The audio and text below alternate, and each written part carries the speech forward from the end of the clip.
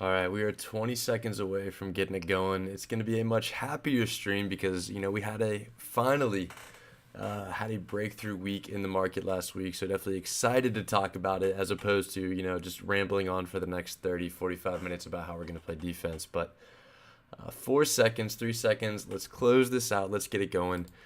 We've got it was a little bit of a late night stream because the plan was to start streaming at 9 p.m. as normal, but I didn't realize that the Auburn basketball game was on out at about 8 o'clock, and then that just wrapped up. Unfortunately, they lost, so college basketball season is dead to me.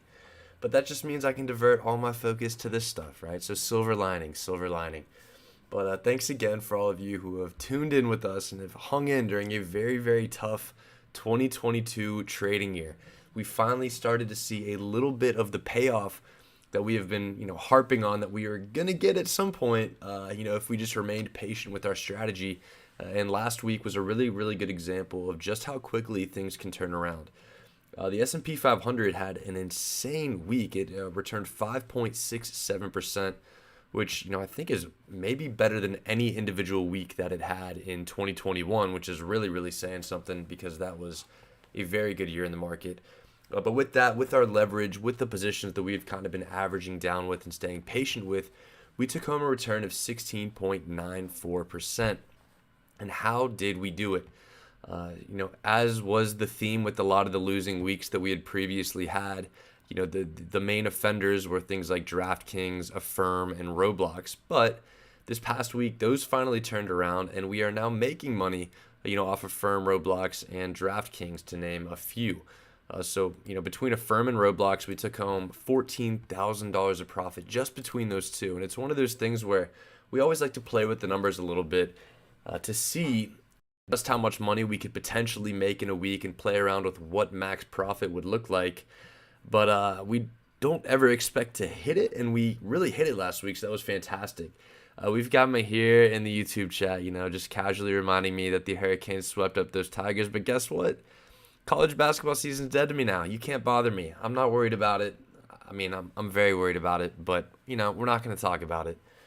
But it was a great week last week. Affirm, Roblox turned around. Facebook had a really nice rebound as well. I mean, across the board, when the market jumps up 5.67%, you're going to have some pretty big jumps in your stock, which is why our strategy, really, really harps on the idea of averaging down, sticking with trades, and you're just being patient because eventually, the stocks will bounce. They're not going to go down forever, but we can decrease our break-even price forever. And one thing that I think is important to talk about in our weekly review is, there are really two types of problems we can run into with a strategy like this. The first is that, oh no, the stock is dropping super, super fast. We're sitting on some really, really big losses. What do we do? The second problem is a fantastic problem to have. And, not everyone realizes that it's a great problem off the bat because it could seem a little bit counterintuitive. And that second problem is, oh no, I sold something like a 17.5 strike put and the stock rebounded super, super high and it's blown through my call strike. And shout out to Mark G. I don't think he's watching right now. He mentioned he was a little bit busy with watching March Madness, which I can never blame anyone for that, even though college basketball is dead to me. However, he had a good question, valid question, and a question that a lot of people who use this strategy will run into when something like this happens. And it's, what do we do when we have a 17.5 strike call? We're losing money on the call on a week-to-week basis. Isn't that bad?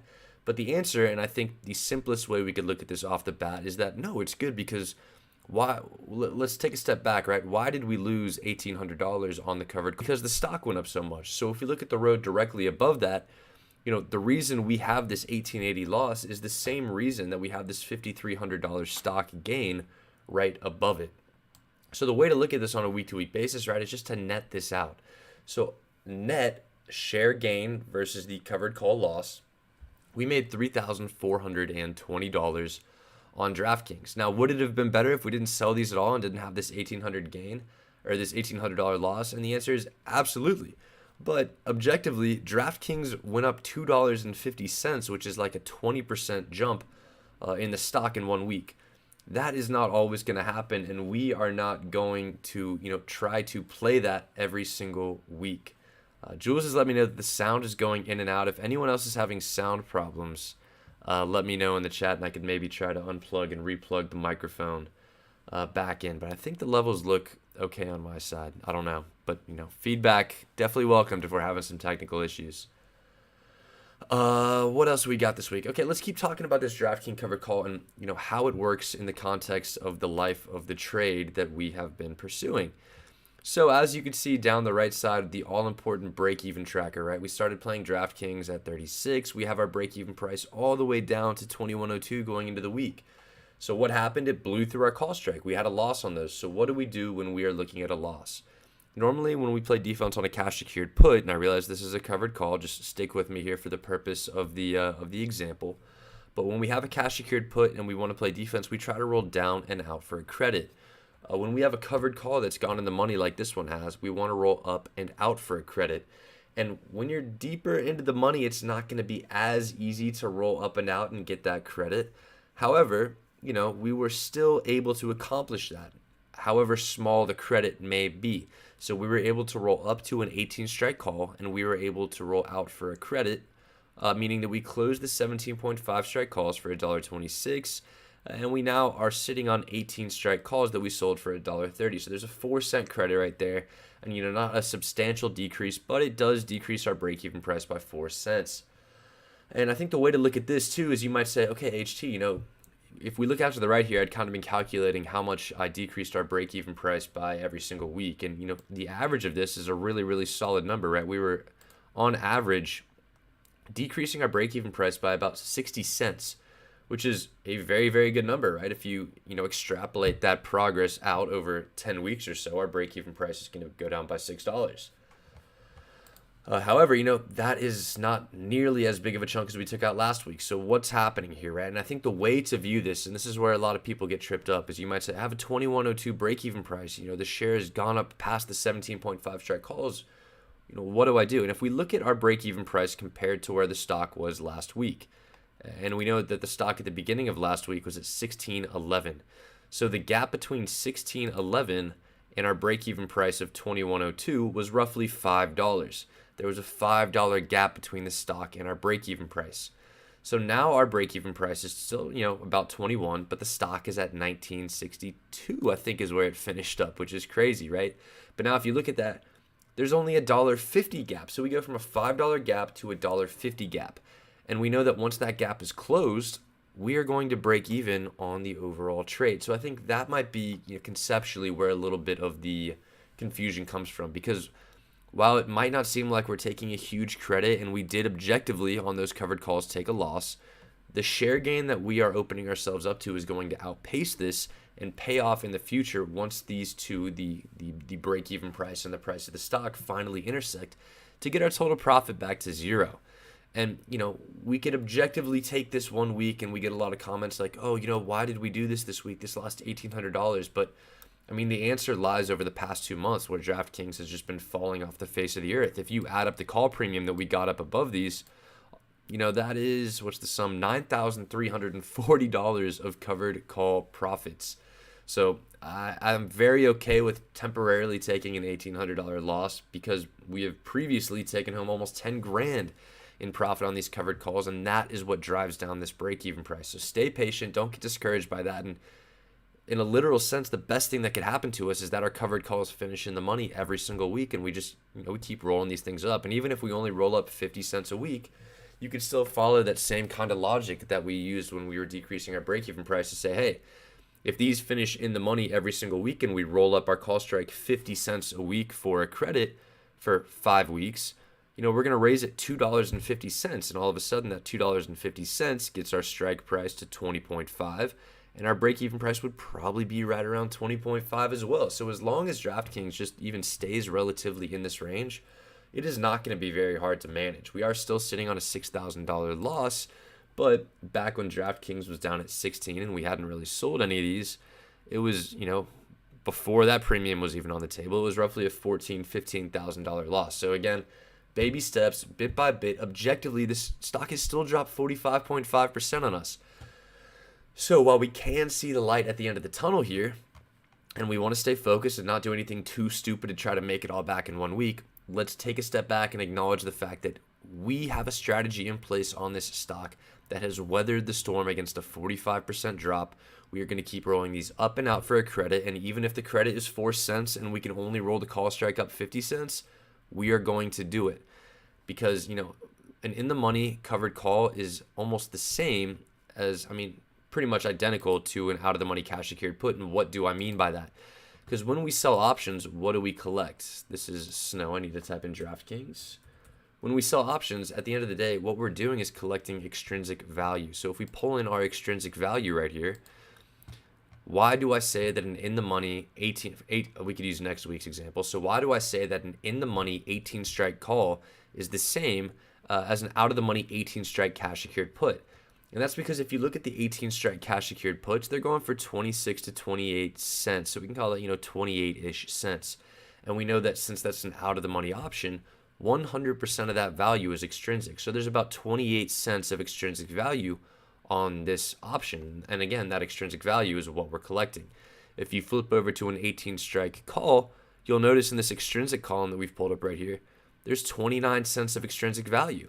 And you'll notice that this pattern is pretty consistent across, right? For every single out of the money put, it is matched by the in the money covered call premium, right? So we have 55 right here, and we have 59 cents of extrinsic value right there.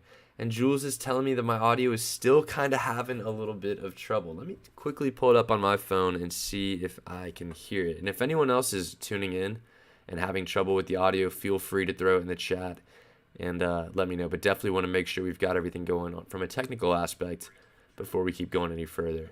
So let me hold it up here. And I think I can hear it on my phone. So Jules, I don't know if it might be a you issue, but if there are other people out there who are having issues with the audio, definitely let me know. So moving on a little bit here, and I think it might have just happened again because my computer's freezing up a tiny bit. That might be what's happening, but again, maybe all the better reason to finally buy a new laptop that can handle the processing power for a stream. But moving along here, that's DraftKings. Again, we have a little bit of a loss, but that loss is nothing compared to how catastrophically the stock has fallen. And as we'll get into a little bit later in the stream, on a weekly basis, we are set up to collect a decent amount of weekly profit. Flipping back over to the weekly tracker from last week, anything else big we want to talk about? Not really. Maybe two things that we could highlight are Fubo and Opendoor because we put covered strangles on those. And, the Affirm and Roblox trades are still on the table, and we could talk about what we did in the context of next week's discussion. So I think for last week, let's quickly just talk about Fubo and Opendoor. So for Fubo, really similar in the sense that the stock has dropped a lot on us, right? It's 54%, in fact, based off of last Friday's closing price of $7.96. And going into the week, if we go back to this tab right here, we'll see that Fubo started the week at $6.60. And I think at one point on Monday, it was almost down to $6 a share. So when we look at that and say, okay, this is getting pretty rough, so how can we most aggressively decrease our break-even price? And the answer was with a covered strangle. So for last week, we sold 6.5 strike puts in addition to the 7 strike covered calls. And again, 7 was a little bit more conservative of a strike as we saw because it got blown through, but we wanted to sell a conservative strike because a 6.5 strike put is a little bit more aggressive of a trade. But the idea with the covered strangle is that adding up the premium here, whereas you would normally just sell 7 strike calls and take home 27 cents of premium and decrease your break-even price by 27 cents. The idea is you, in addition to those covered calls, also sell 6.5 strike puts, and you get the cumulative effect of 61 cents of premium, which knocked our break-even price down from $11.35 to $10.74. Now, we had to do something similar where we rolled up to a 7.5 strike call for a small debit, but on a weekly basis, that trade made sense. But one thing that I do want to point out here is the fact that, last week Fubo went from 660 to 8, and we were in a covered strangle. Just because you get into a covered strangle doesn't mean you need to stay in a covered strangle. What we recognize when we open up the covered strangle is that we're increasing our position size in an attempt to more aggressively decrease our break-even price. But once Fubo's jumped up, 10, 15, 20% in a week, we might, using the same logic that it's never a straight line down, it's typically never a straight line up either. So when stocks have a really big bounce during a week, I think it's smart to take that risk back off the table And if Fubo has another really bad week, that's when we get back into the coverage strangle. And if Fubo never has a really bad week in the next few months, guess what? We're probably going to be looking a lot better on the trade overall. So that's the idea with the coverage strangle. You put it on when things are really, really bad to aggressively knock that break-even price down. And when you get a little bit of a bounce, and if you get a significant bounce, take that coverage strangle off and lean more heavily on the covered calls and kind of time it that way. In the same way that we like to wait for red days to sell cash secured puts, we like to wait for red weeks on our existing positions to enter into a coverage strangle because that's more attractive from an entry perspective. So that's what we did with Fubo. Another one that had a big bounce during the week was Opendoor. And this was one that we had been chasing down. You could notice that was down below 7 and was having a really, really rough week. I think 650 was maybe where it started to bottom out. And this is the trade that we had set up right there. You'll recall that we got in on Opendoor when it was trading at 9.10. So last Friday's closing price of 8.29 still represented an 8.9 drop, 8.9% drop that is. But when this thing was down at 6.6, we were battling against what was, hurry up, do the calculation, come on. We were battling against what was a 27.47% drop, which is significant. Yet despite the fact that at one point last week, the stock was down 27.47%, and despite the fact that even by the end of the week, it was still down 9% from the time that we started the trade less than a month ago, the coverage strangle strategy that we employed here aggressively drove our break-even price down. And we were able to take home a profit of $60. And, you might say $60 profit, like a 0.71% return on capital. Like, what is even the point? Especially over this time frame where the annualized return is 13.18%. I think the first point I would make is that this is greater than the average return in the S&P 500. 2, we made that return with a decrease in the stock. And 3, we would have made this return all the way down to 7. So we had a pretty big cushion, meaning that the stock could have finished down 23% and we still would have made money, right? One of the quote unquote risks that we run with our strategy is that we just miss out on this jump from, we don't make any money on the jump from 7 to 8.29. But conversely, on the fall from 9.1 to what is eventually 8.29, we still managed to make money. So that is what works out for us in the strategy and why we keep playing that. But that's kind of how Opendoor and Fubo worked for us. Opendoor is just, it ran pretty far away. If we looked at the option chain for the upcoming week and we type that in there really quickly, you will see, there's not a ton of premium, right? This thing was just, if we look at the chart, bring up the 5-day chart here really quickly, what you'll see, and I guess using the term really quickly is probably relative with the speed of this computer right now, but there you go, right? You see that it was just at 6.16, and if we pull up something like a 20-day chart to give us a little bit better of an idea of how it's been trading for the past month, this is where it kind of bottomed out, right? It bottomed out around 6.3, which was not very high at all, yet it's already back up above 8, and even back at the 7.5 and 7 level, we're really not seeing that big of a return. So we said, okay, we can just leave this one alone. Let's just take the profit that we had and we'll move on to the next one. And what you'll see is we really had that mentality with a lot of what we're holding for the upcoming week. So let's segue into our conversation for the upcoming week and talk about what we are looking at. So we have a really, really similar lineup of our what we'll call our quote-unquote core trades, where we have Palantir, we have Affirm, Roblox, Facebook, DraftKings, Fubo. We talked about Fubo, where we took the coverage strangle off and we're just sitting on covered calls. We talked about DraftKings, where we rolled up and out for a small credit. Facebook is just chilling at our 200 strike, which is on track to hit max profit come April 14th. So that one's, working out despite having been a little bit of a roller coaster, but that's why we sell some of those longer dated puts sometimes. And then the other big thing you'll notice is that Affirm and Roblox are half-sized positions, right? We're typically on a week-to-week basis, we were holding 15 of these, and we would, consider 15 to be a full-size position for these two trades. We took a little bit of risk off here.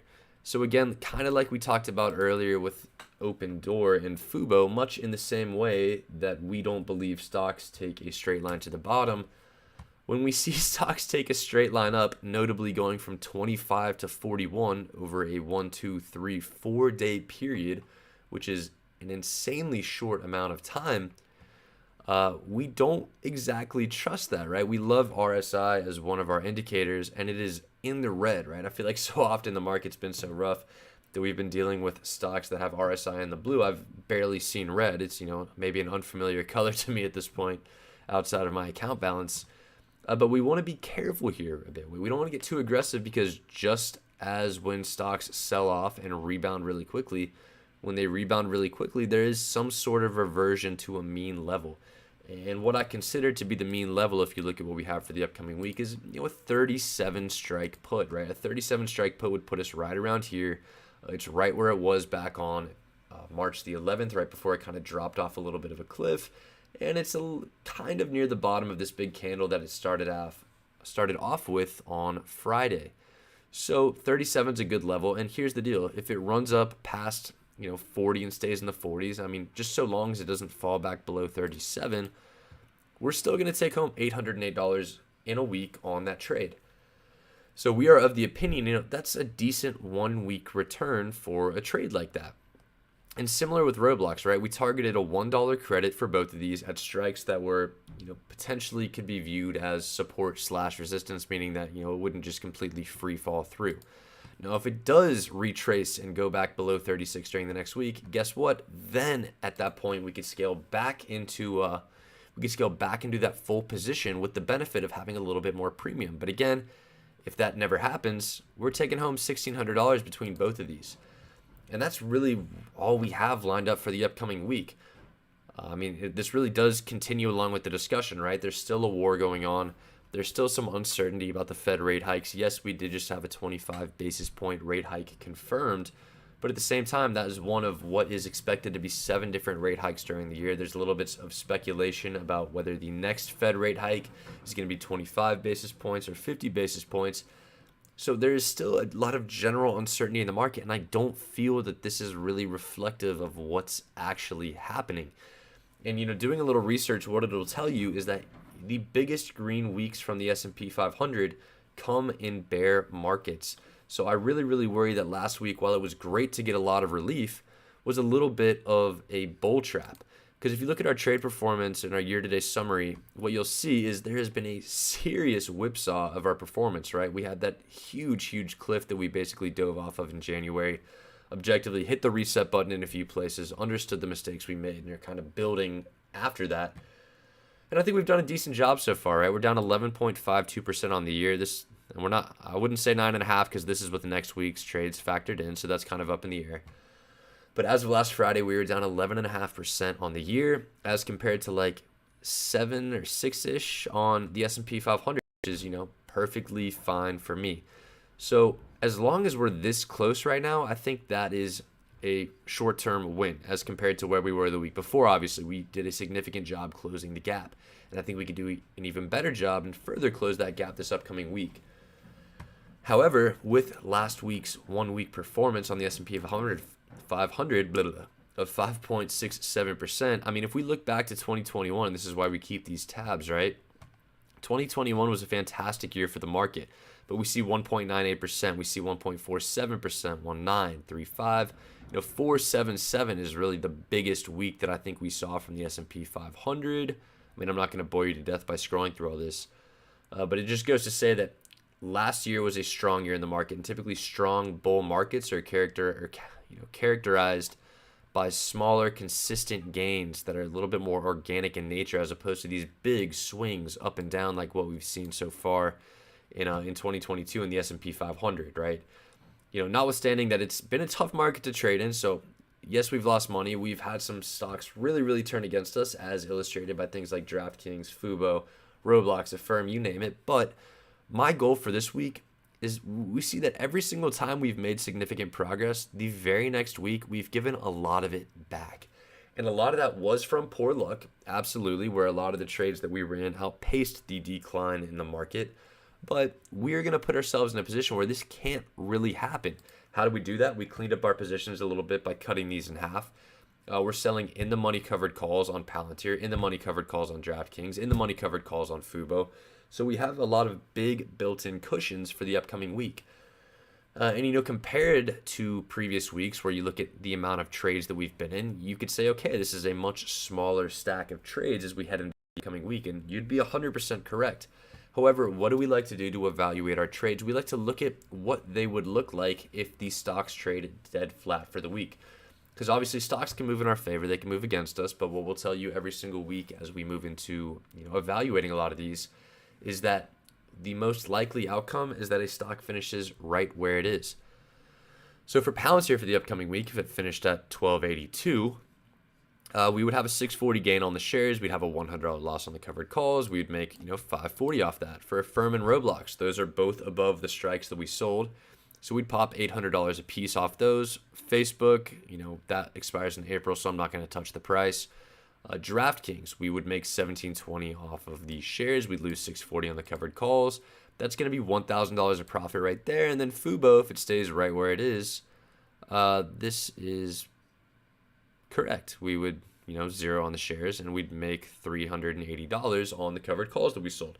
So all in all, we would make $3,656 for the upcoming week, just provided that there is no movement really in the market. And if things move in our way, we're going to have another low stress week where we can maybe add a few more positions and ideally get this around a $4,000 or $5,000 gain for the week. But again, if the market pulls back, we still have big cushions. And if nothing happens in the market, we're pulling a 2.29% return on our account with just no movement. And we like to just target 1% a week. So that is perfectly fine as we head into the upcoming week. And the biggest feature for our portfolio this week that I wanted to highlight is this little break-even tracker that I, sometimes do a poor job keeping track of, but definitely wanted to fill it in for this upcoming week, just because our cushions are that big, right? For Palantir, you could drop all the way to 1173. Affirm could drop to 35.99. Roblox 44.94. And if you look at our break-even prices compared to the stock prices, our smallest cushion is 8.17%. So we could have every single stock we hold drop 8% next week, and we will still make money. That's just how effective these option selling strategies are when there's the volatility that we've seen displayed so far in the market. And I don't really have reason to believe that that volatility is going anywhere. And we've done a really good job since January taking advantage of that, right? We highlighted this a little bit last week, was that, other than this Peloton trade, ever since January 13th, and this, this credit spread that we opened, so maybe throw that one out because it's a credit spread. It's outside of our core strategy. But since that day, January 13th, we have won every single trade that we have made. And that's before even filling out some of these other ones that we were in last week. So, about 39 for 39. It'll be 40 for 40 once I add this one in. But we've done a really, really good job of, taking advantage of the volatility in the market, giving ourselves big cushions with these really inflated premiums that we've seen. And if you sum all these numbers up, right, you've got a decent bit of profit. Like even just from mid-February, you'll see that's $4,500 of profit outside of the core trades. And the idea is once the DraftKings, the Palantirs, the Fubos, the Affirms, the Roblox start to make their way back to break even, we're going to see the compounding effect of having such a good record from January onwards added up with, pulling back even on some of these larger trades. So we have a really, really nice path to profitability. Yes, we're down roughly 18K on the year, but it's just under 10% provided this week plays out the way we anticipate. And all things considered, we look at what we've been holding Palantir, DraftKings, Fubo, Affirm, Roblox. You've seen the names, right? They've dropped 47%. They've dropped 49%. They've dropped 45%. There is probably not a name on here that has dropped less than 45% on us. And yet we're still hanging in there with the market, which just goes to show the resiliency of the strategies that we have. Now, again, I love my little performance since inception chart because it shows that, we could look at the first 3 months of 2022 and say, we're underperforming. What's going on? Let's look at the bigger picture over a long enough horizon. I do believe that we have an edge over the market with the strategies that we are able to put into play. And this is like the very, very honest chart where I still have my Hyliion huge drop off that we had back in October of 2020, which is a huge lesson that we learned. But even with that, kind of at the back end of 2020, underperforming by a decent chunk at that point, from there, we have really, really pulled away. And with this strategy, kind of the big risk that we talk about, as we mentioned a little bit earlier in the stream, is that we underperform when the market has a really, really good year. And through, I think intelligent use of leverage, and I think you can maybe judge which of our trades we have intelligently used it on, because we've definitely messed up a couple times, aka what happened on this big dip right here. But I think with a lot of the tools that we have and the diversity of strategies, is we put a little bit more focus onto some different areas and, maybe do a little bit better job picking stocks. And We've made a concerted effort to bring a little bit more data into our Discord server, so hopefully we get a little bit better in that regard. But over a long enough time period, I believe we're going to continue to pull away from the S&P 500 and build on the success that we have had since we started publicly tracking. And this one, we had a 100% plus 2020, but we didn't start publicly tracking until June. So this is really more punitive than anything else, right? If we really had been publicly tracking from the beginning of 2020, we would have an even bigger gap. But I'm confident in the strategy enough where I say, you know what, that's fine. Fair is fair. We'll start tracking June 2020, where we have time-stamped trade entries and people can verify what we've been doing. And we'll trust that the strategy that we put into play is going to continue this trend that we see. So now the big question is, we anticipate that the market's probably going to snap back a little bit off this 5.67% leap. If we look at futures tonight, they're already down 0.25%, so that's, I guess, a little bit of a drop. But again, 0.25% really isn't much compared to a 5.67% increase. So we're getting word in the Discord that the stream is not going very well. We're having some technical issues. I guess we'll finish it out and then hope that the YouTube replay is not glitching too terribly. So let's talk about what we could look at for the upcoming week in the market, right? And what we love to look at so often is just this very basic high ROR puts scan. So I don't want to intersect it with anything yet. High ROR puts without earnings. This just objectively is going to give us the highest returns in the market.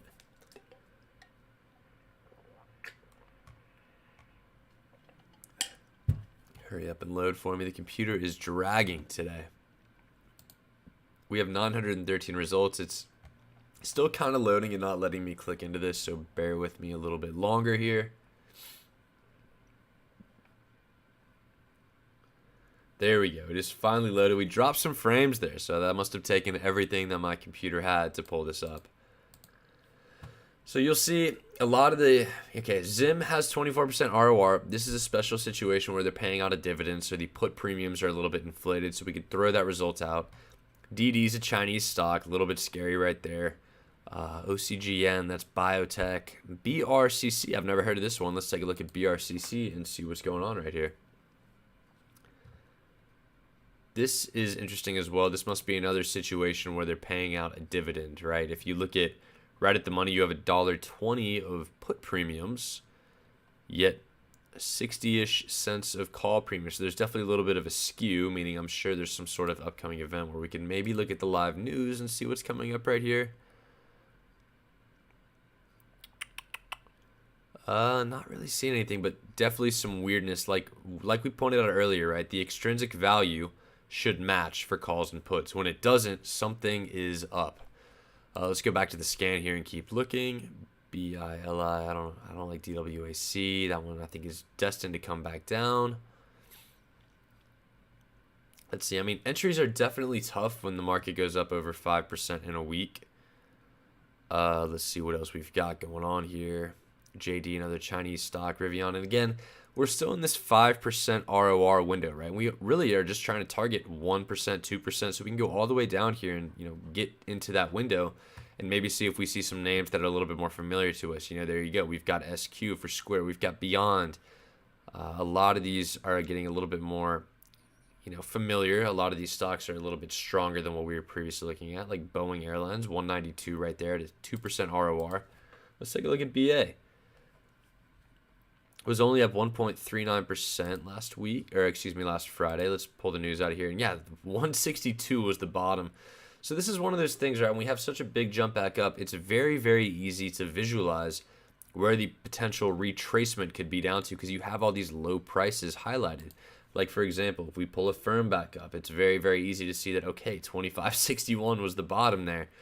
So I really, really am scared, I guess is the right word, or hesitant to jump into a bunch of stuff Monday morning. I think because one, we have a decent amount of stuff going off the bat, right? We have some exposure to the market. If the market keeps going up, we're going to hit a 2.29% return, and that's going to be fantastic. So if the market goes down, I think that is really when we're going to want to turn our attention to entering into some of these, more traditional HT wheel cash secured put type trades. So what do we try to do when the market is up, and how could we avoid over leveraging ourselves and getting too dependent on the movement of the market? And I think the answer to that is to target two main areas that are typically disconnected from the performance of the overall market. That's going to be one, our implied volatility reversion trades, and two, earnings trades. So for IV reversion, we have scanner alerts, and those come through our Discord server, where if I pull it up right here, they come through this channel right here, IV reversion alerts. Right now, the alerts are not too sophisticated. It's just a quick blurb with a tag.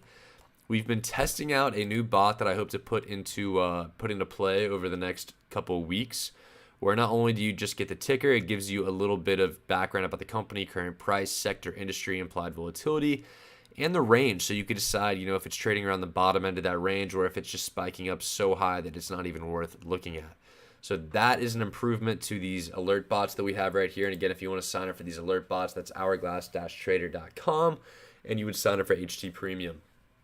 But we're working on, building out several of these. And I know we kind of teased a lot, but we are getting very, very close to having it work right here. So good news there, but IV reversion trades, that's not really a Sunday night discussion. That's more of a, in the moment. They're definitely the most time sensitive of the trades that we have.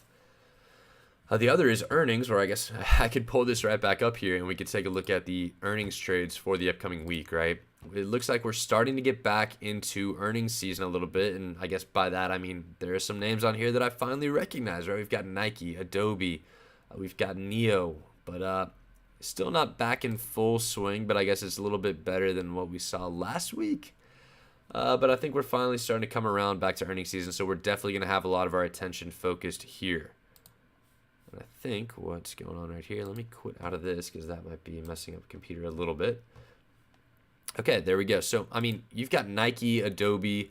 Let's take a look at Nike and Adobe, talk about the MMM, the expected move versus the market maker move, and then where we could potentially expect to see as a range.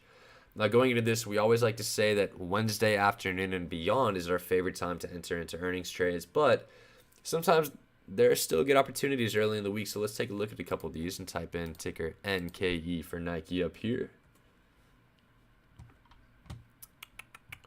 And you'll see another one, right, where it is just ripped off the lows that it made at the beginning of last week. So I think maybe 180 days is a good place to start here. We go back to the trade tab, tons of volatility for earnings this week. Let me cut this down really quickly.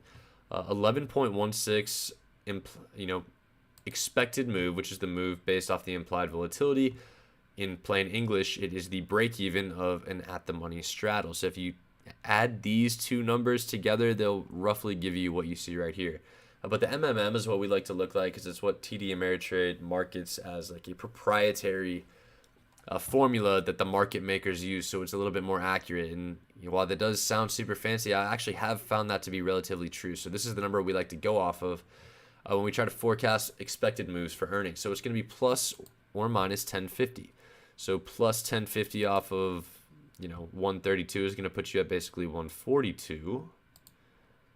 Come on, draw me the line. And then off the lows is going to be 122.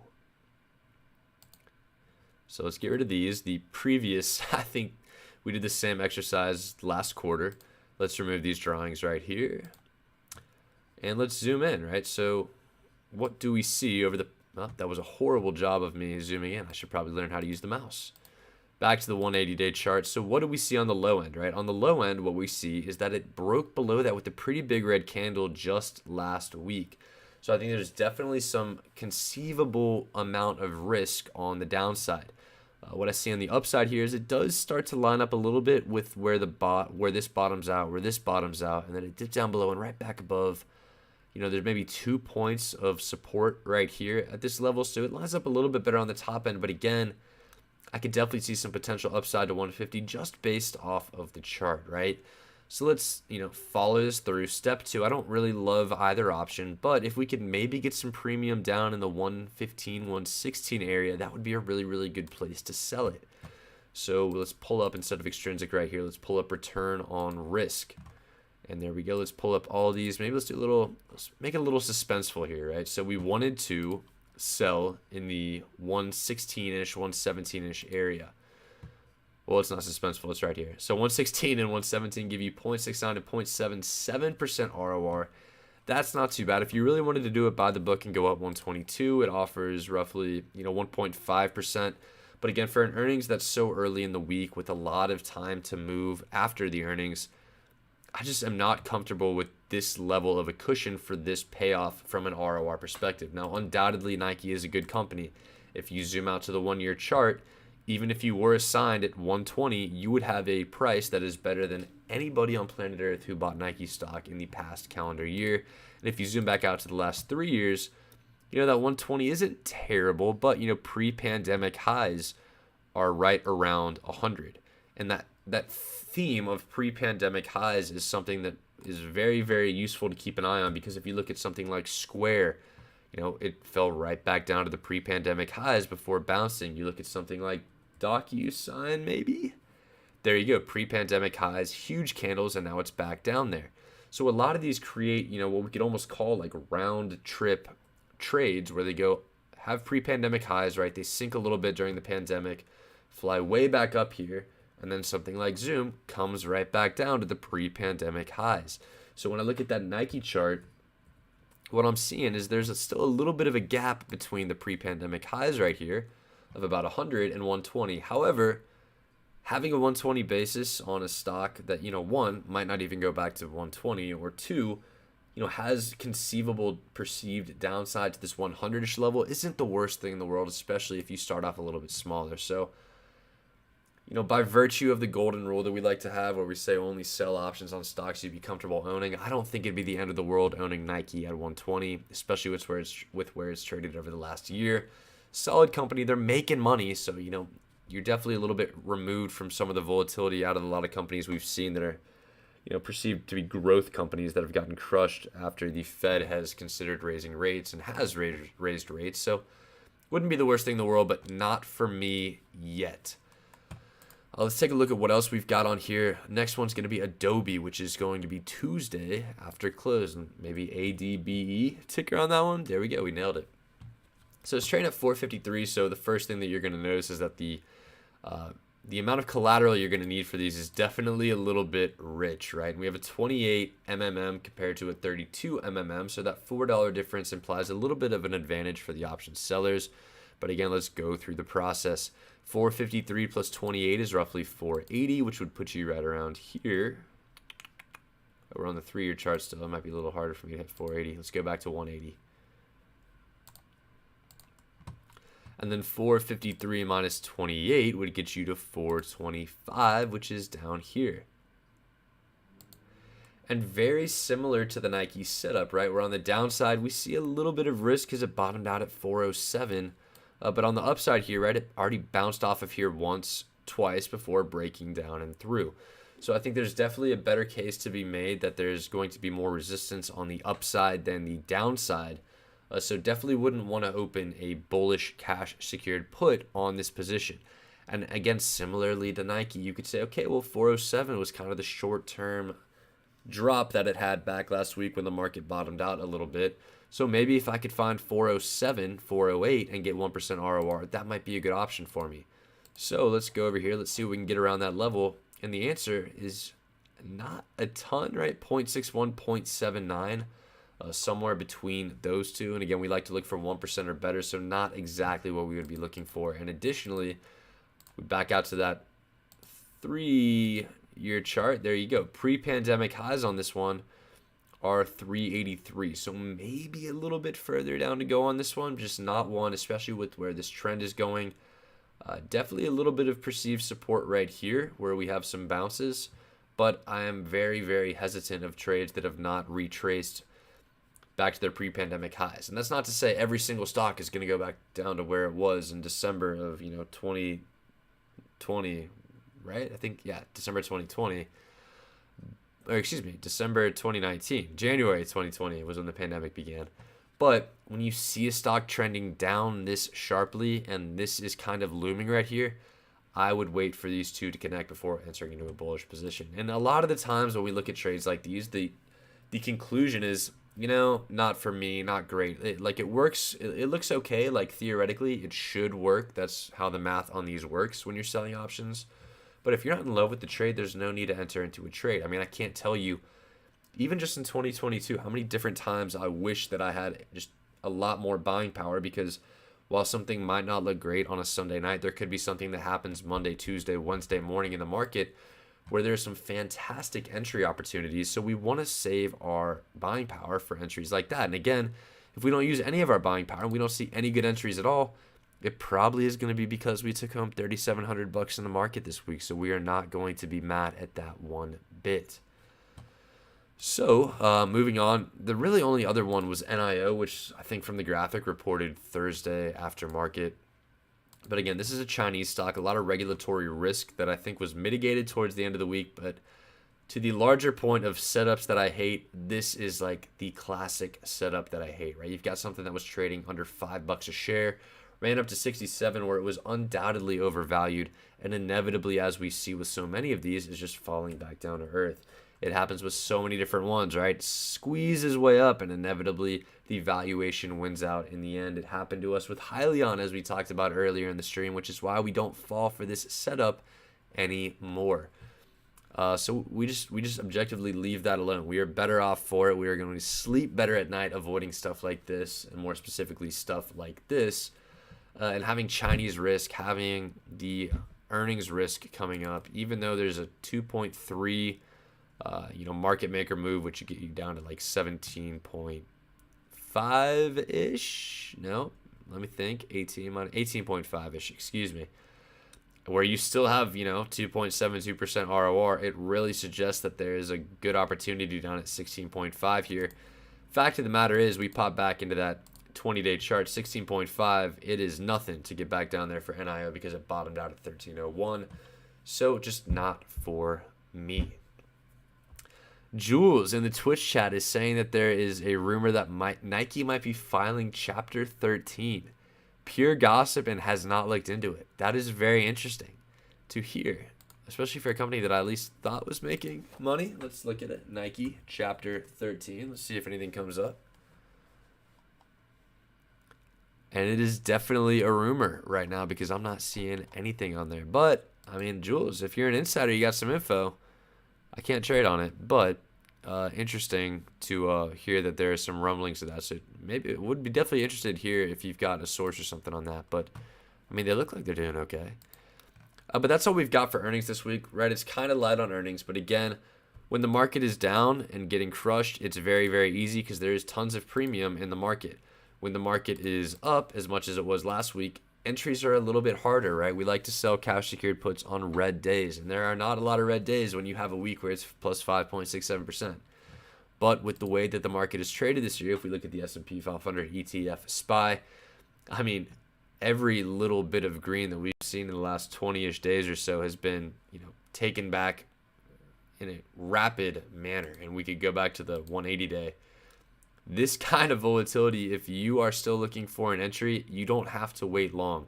Last time we had a big break upwards like this was when we bounced from 427 back up to 458.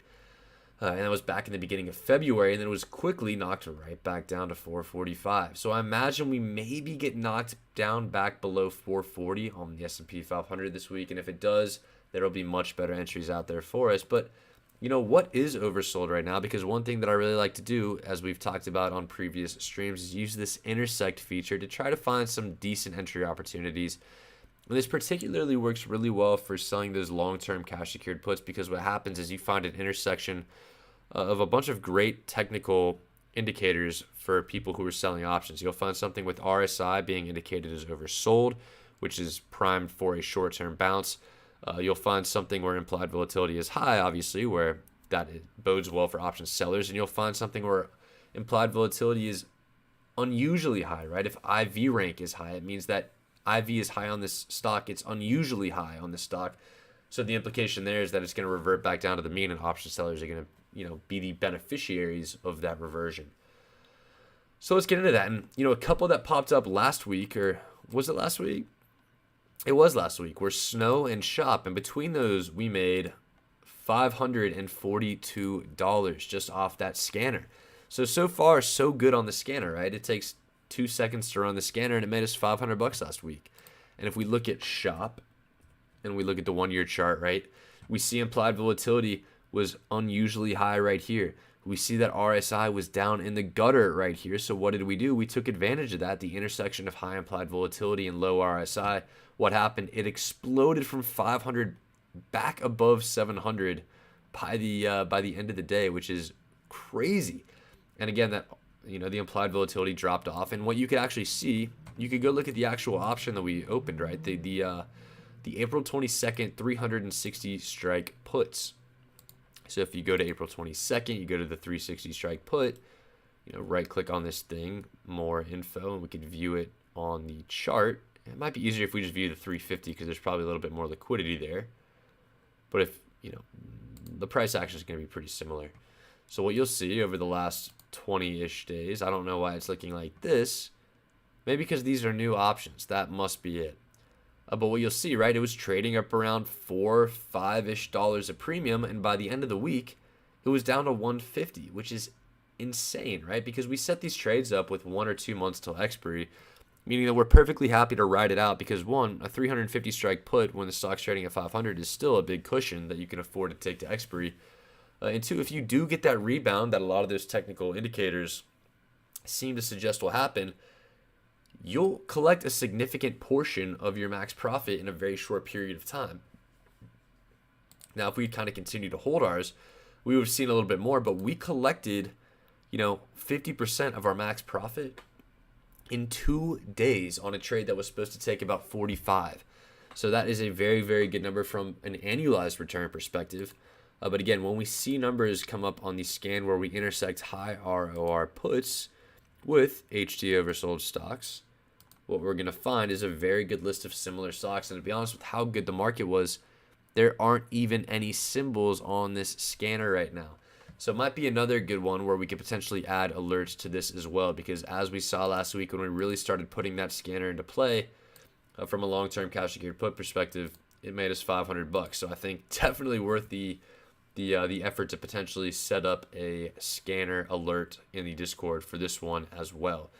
So we don't see anything there. We can go to the stock hacker, maybe take a look at we go over here, personal,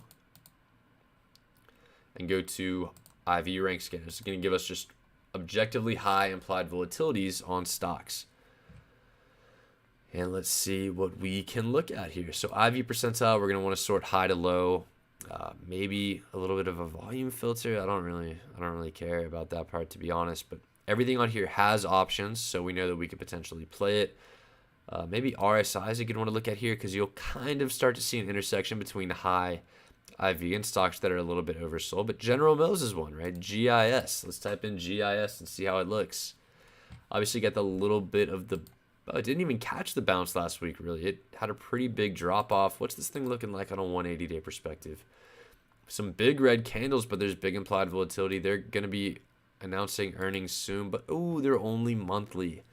And again, you can only get 1%, 2% ROR down at 60 for a 2-month trade. That really, I guess that's all the way down here. This has not been the most volatile stock in the world now that I think about it. But you can sell a 57.5 strike put for a 1% ROR. And now this is 25 days till expiry, so it's about 3 weeks. But 57.5 falls right around here, and you would own the stock at a 180-day low. That looks good. 1 year, though, 57.5 still stacks up pretty well on the 1 year chart. Let's just take a look. Let's go through this thing, right? 3 years, and 57.5 looks okay-ish, right? It traded below that near the pandemic, but again, this pre-pandemic highs are about 55-ish. And decent-ish volume. I don't hate the idea of General Mills right here. I don't know why it dropped so much at the end of last week when the entire market moved up really nicely. Let's see, right? The big candle was right around March 7th-ish. I don't really see anything terribly. We have a price target raised to 58. We have a price target dropped to 71, so maybe that would say, they maintain a sell rating on this one, so they don't like it. They think it's going to go down to 58. But, again, 57.5, that falls below 58. And if you get a little bit of leverage here, which you do get a little bit of leverage, right? It would normally take 57K to fully cash secure that. Instead, it takes 7.5 for 10 of them. So, a little bit of leverage, but I don't know if General Mills is the hill I want to die on from a leverage perspective. But let's see, when did they announce? Let's get back to that scanner. March 23rd, so that's going to be before market on Wednesday morning. So maybe keep that one in the back of our mind to see if that is something that still looks good come Wednesday morning.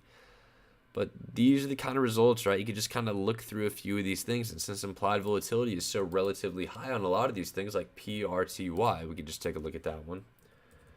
Most names that come up on that scanner are objectively going to be interesting.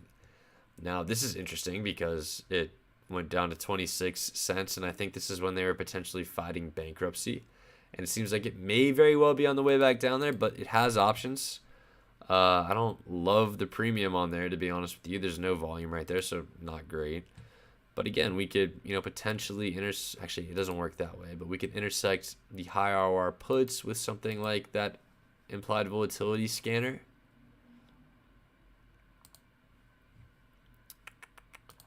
And then we would, filter out, because in our high ROR put scanner, we have a minimum volume. And all of a sudden, there you go. You've got ones that now have a little bit of volume on them. Carvana, JD, whatever NTES is. I have no idea what that is. I typed in M. There we go. And this is kind of crazy, right? This candle from 70 up to 90. Let's see what's going on in the past 20 days. Yeah, a stupid gap up. If I had to guess, I think this would probably be one of those Chinese stocks. NTES. So I once again typed it in incorrectly.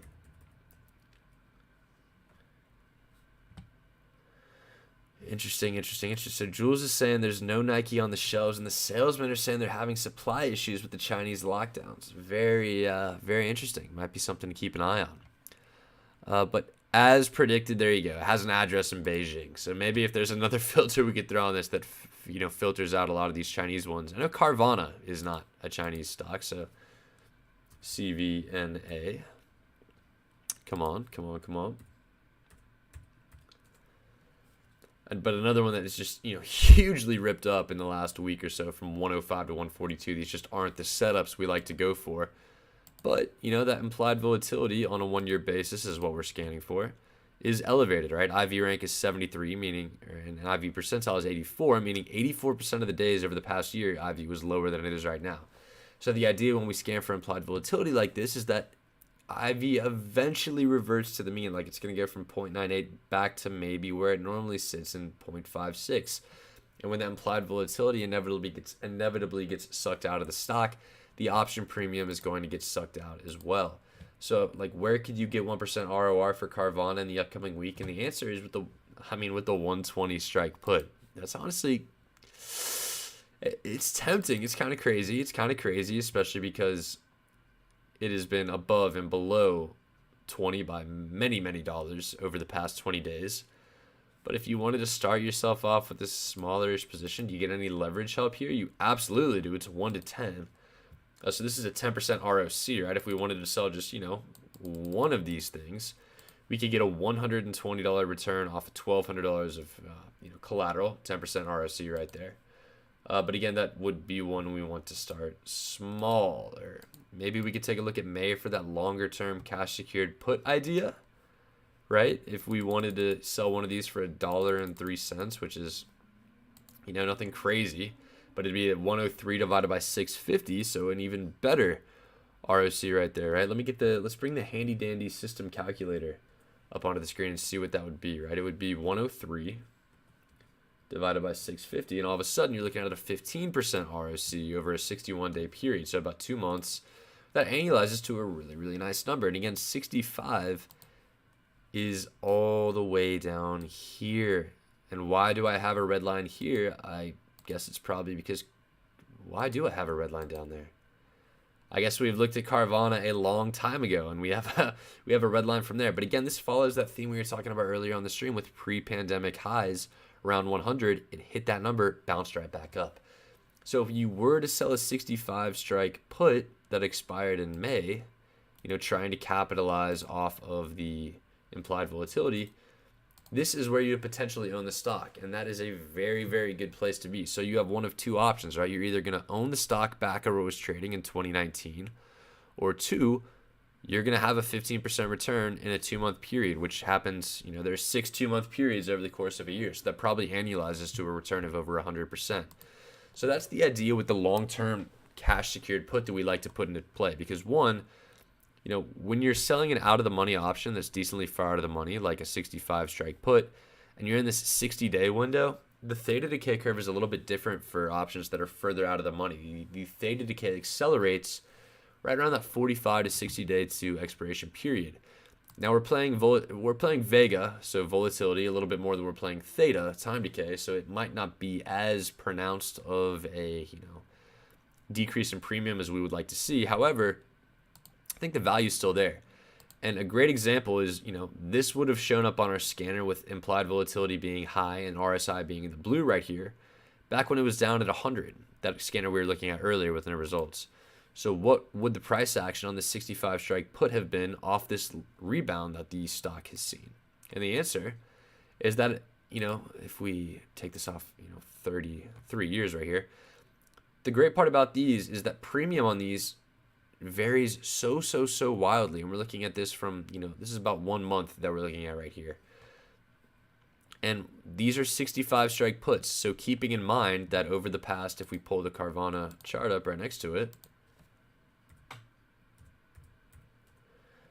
over the past 20 days, 65 has never really been in too much danger, right? We have to zoom all the way out on the y-axis to get down there. So keeping that in mind, you'll see that when the stock started dropping off here, this is March 3rd to 7th right here. This is March 3rd to 7th right here.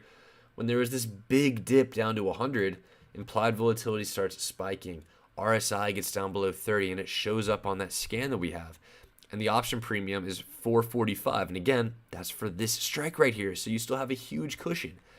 And 445 would be basically 3x the return we were just looking at. So it'd be 3x 16%, meaning it'd be like a 45% ROC for 2 months, which is insane, which is why we like to target these deeper out of the money options. Now, the big mistake that we made with Affirm and Roblox is that we leveraged way too much of our money into it off the bat. I think the idea behind it was still sound, but since we had so much money into it, we took a really, really big hit off the bat. The idea is that we identify multiple opportunities like this one, where if you're able to get it, at $4 for the put, it rebounds and you get out for 2, you've gotten 50% of your return. You've gotten 50% of what would be a 60% return. So you've pulled a 30% ROC in just 1 week, which is crazy. And if you have 10 of these going at a time, those are going to compound on each other. We don't want to put all of our account into this and just hope to God it goes our way and we can pull a 30% ROC on our whole account. But we want some diversity between these trades. But I think ideally in the long run, I want like 4, 5, 6, 7 of these at smaller contract amounts. So instead of having like we did with not Palantir, like what we did with Roblox and Affirm, we were in pretty heavily with 15 apiece off the bat. I want to enter with 1 or 2 off the bat in 15 different trades, as opposed to having 30 contracts between 2 trades. And I think as long as you target similar ROCs, it doesn't matter if you have 2 contracts between 15 trades or 15 contracts between 2 trades. The way multiplication works, great enough for us, is that you're still going to get that same return, but with a little bit more diversity and therefore a little bit more protection on the overall trades there. So that was that really was the big mistake we made in 2022. So with that approach to it, one, we probably would be making money on the year right now, but if my aunt had balls, she'd be my uncle. So we can't take a look at it from that perspective, but we could just do the best that we can from this point forward, learning from the mistakes we've made so far. And I'm really optimistic about this type of a longer term strategy, right? We have our week to week trades, Palantir, DraftKings, Food, but we're never going to go away from the HT wheel because it works. And again, it works. We are the green line. The market is the red line. That's why we're never going to go away from that. But the idea is to supplement that with a little bit more diversity in types of option selling, whether it's something like the IV reversion trade that we talked about earlier, whether it's incorporating more earnings trades, or whether it's incorporating more of these longer term cash secured put trades like we did last week with Snow and Shop, where we pulled $500 on those. And again, that's really nothing to sneeze at. I know it's $500 as a piece of 23K of profit in a week, but if you make $500 a week off these, that's 26K for us right there, right? That's a pretty significant amount. And this was 3 contracts. As we identify more and more and more of these trades, and we upped that to what would potentially be that full size of 30 that we're throwing around, right? 3 is 10% of 30, so this would have been 10x what we had right here. So instead of 500, it would have been about 5,000 from those this week, and then we could move forward with that. But again, we can't do that because we're still tied up in Affirm and Roblox. But we cut these in half. We have bigger cushions now. We have a lot more buying power, right? We're only using 34% of our overall buying power. So the idea is to hang tight for when opportunities that like this arise in the future. So definitely you're going to see us leaning a little bit more on some of those IV reversion trades as we get the scanner and the alert set up. And you're going to see us leaning a little bit more on some of these long-term cash secured trades. Long-term cash secured put trades, excuse me. Now that doesn't mean we're going to go away from these, right? We're still going to have our regular HT wheel. We're going to look at that high ROR put scan. We're going to enter into stuff throughout the week as the market dictates. But we are definitely going to do a little bit better of a job distributing between strategies from an option selling perspective. But I think that's, we've just hit the hour mark. I think that's all I've got to say so far for this week. A really short stack. It's tough to have a huge plan headed into the week when the market rips up 5.67%. So that is going to be a little bit tougher. And, that's the reason why our stack is so small right now. But we're not worried about that small stack because if nothing happens in the market, we're going to pull a 2.29% return. And that's going to be $3,700 for us. And we could use some of that to buy a laptop that hopefully does a better job streaming so that our viewers do not have technical difficulties in the future. But again, hopefully the replay of this works a little bit better than the live stream did. So that's what we got for the week. For those of you who've been watching the whole time and stuck through the technical difficulties, thank you. We're going to be active in the Discord server all week as always. It is very, very nice to finally have a big bounce to get us back in the game as far as outperforming the S&P 500 is concerned. Because again, that's our goal, right? We could lose money during the year, but as long as the S&P 500 loses more money, I consider that to be a success. Investing is a marathon, it's not a sprint, and that's why this is really the chart that I'm most focused on.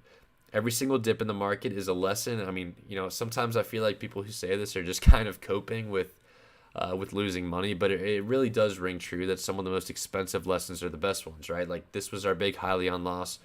We learned about chasing terrible setups. We've avoided that and really, really had a nice return from the bottom there. We had another big drop. What lesson did we learn from that? We learned that the Affirm and Roblox long-term cash secured put position, we got too excited about those setups because they did look good, but putting 15 contracts into each of those was a big, big mistake. We should have pursued those more conservatively. The way that we've approached Facebook, the way that we've approached Snow and Shop. So that is our takeaway from that perspective. And that is what, if you're not learning anything